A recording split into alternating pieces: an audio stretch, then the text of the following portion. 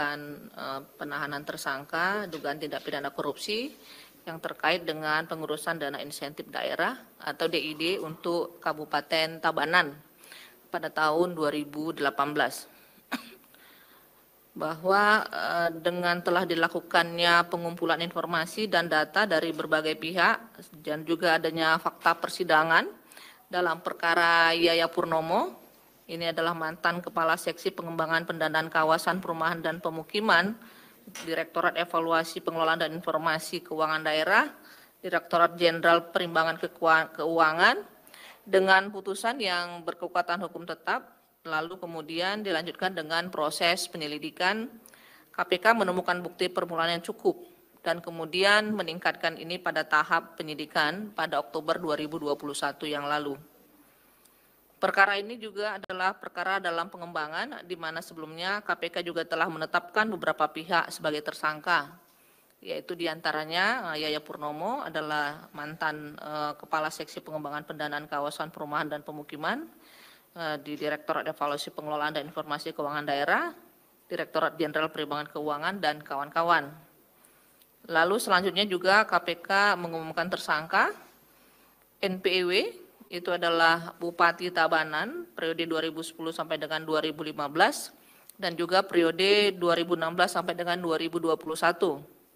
Lalu IDNW adalah seorang dosen, RS adalah Kepala Seksi Dana Alokasi Khusus Fisik 2, Direktorat Jenderal Perimbangan Keuangan pada Kementerian Keuangan tahun 2017.